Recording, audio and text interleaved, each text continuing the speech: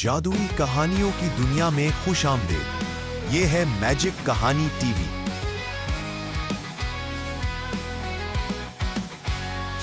ایک زمانے کی بات ہے، ایک عظیم بادشاہ تھا جس کی 6 بیٹیاں تھیں مگر کوئی بیٹا نہ تھا۔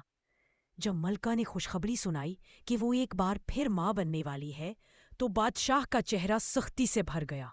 اس نے غصے میں کہا، اگر اس بار بھی لڑکی ہوئی تو میں اسے زندہ نہیں چھوڑوں گا۔ یہ سن کر ملکہ کے ہوش اڑ گئے۔ وہ دن رات خوف اور پریشانی میں رہنے لگی۔ جیسی جیسی ولادت کا وقت قریب آتا گیا، بادشاہ نے دایا کو حکم دیا، اگر لڑکی پیدا ہو تو فوراً ختم کر دینا۔ وقت آیا اور اس بار ایک نہایت حسین و جمیل بچی نے جنم لیا۔ دایا نے جب اس ننھی شہزادی کا چہرہ دیکھا تو مارنے کا دل نہ کیا۔ اتنے میں بچی مسکرائی اور اس کے لبوں سے خوشبودار پھول جھڑنے لگے جیسے بہار کا جھونکا چل پڑا ہو۔ دایا یہ منظر دیکھ کر حیران رہ گئی۔ اس نے بچی کو چھپا لیا اور جا کر سارا ماجرا ملکہ کو بتایا۔ ملکہ نے اسے ڈھیر سارا سونا چاندی دے کر کہا، بادشاہ سے جھوٹ بول دو تاکہ میں اس ننھی شہزادی کو چھپا کر پال سکوں۔ یوں وہ شہزادی خفیہ طور پر بڑی ہونے لگی۔ جب اس نے چلنا شروع کیا تو اس کے ہر قدم سے سونا اور چاندی کی اینٹیں برآمد ہونے لگیں۔ ملکہ ان سب کو چھپ چھپا کر جمع کرتی رہی۔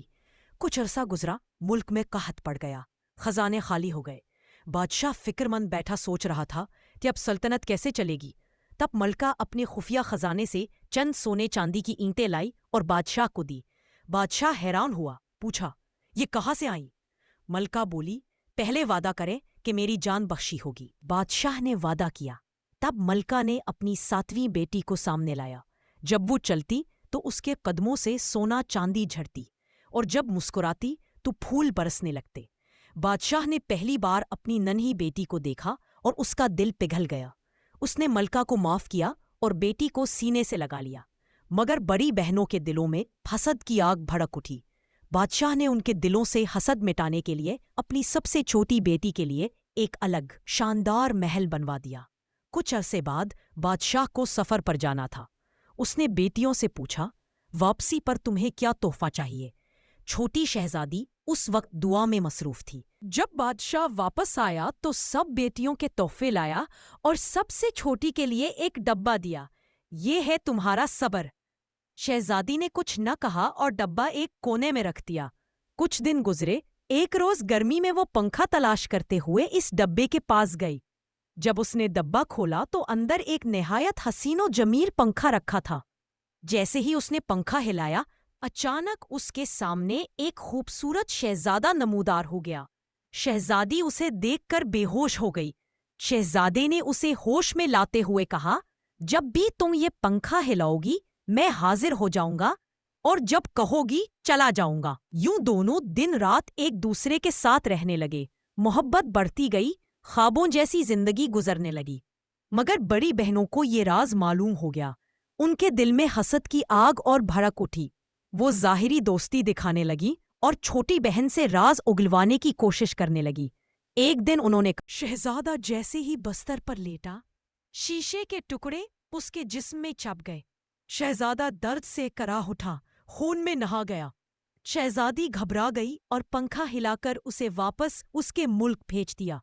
دن گزرتے گئے مگر شہزادہ لوٹ کر نہ آیا۔ شہزادی روز پنکھا ہلاتی مگر کوئی جواب نہ ملتا۔ آخر اس نے ارادہ کیا کہ وہ خود شہزادے کے ملک جائے دی۔ اس نے لڑکوں کے کپڑے پہنے اور سفر پر نکل پڑی۔ جنگلوں، وادیوں اور پہاڑوں میں بھٹکتی رہی۔ ایک دن ایک درخت کے نیچے آرام کر رہی تھی کہ ایک طوطے اور مینا کی باتیں سنی۔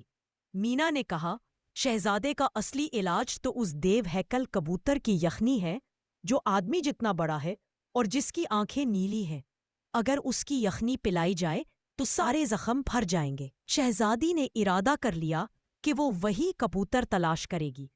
کئی دن کی تلاش کے بعد وہ ایک گھنے درخت کے پاس پہنچی جہاں ایک دیو ہیکل کبوتر بیٹھا تھا جس کی آنکھوں سے نیلی روشنی جھلملا رہی تھی۔ شہزادی نے احتیاط سے جال بچھایا، دانے ڈالے، کبوتر پکڑا اور اسے ساتھ لے آئی۔ اس نے اس کی یخنی بنائی، خوشبو سے پورا محل مہک اٹھا۔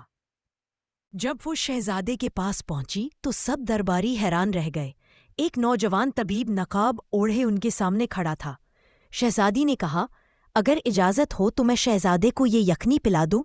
یخنی پلائی گئی اور کمال ہو گیا۔ شہزادے کے زخم تیزی سے بھرنے لگے، چہرہ دمکنے لگا۔ چند دنوں میں وہ مکمل صحت یاب ہو گیا۔ شہزادے نے شکر گزاری کے لیے طبیب کو دربار میں بلایا اور کہا، اے مہربان حکیم، تم نے میری جان بچائی ہے، جو چاہو مانگ لو۔ شہزادی نے مسکرا کر کہا، کیا آپ مجھے پہچان نہیں پائے؟ یہ کہہ کر اس نے نقاب ہٹا دیا۔ شہزادہ چونک کر دیکھنے لگا۔ اس کی اپنی محبوبہ شہزادی سامنے کھڑی تھی۔ خوشی کے مارے وہ بے اختیار اس کے قدموں میں جھک گیا۔ دربار میں سب حیرت سے یہ منظر دیکھنے لگے۔ شہزادے نے اسے اپنی زندگی کی مالک کہہ کر تخت کے برابر بٹھا لیا۔ کچھ دن بعد دونوں کی شاندار شادی ہوئی۔ 7 دن اور 7 رات جشن منایا گیا۔ شہزادی نے یوں شہزادہ اور شہزادی ہمیشہ خوش و خرم رہنے لگے۔ جب وہ ہنستی تو پھول جھڑتے، جب چلتی تو سونا چاندی برستی، اور جب اپنا پنکھا ہلاتی تو خوشیوں کی ہوا چل پڑتی۔ یہ تھی شہزادی پھولوں والی کی کہانی، صبر، محبت اور معافی کی ایک لازوال مثال۔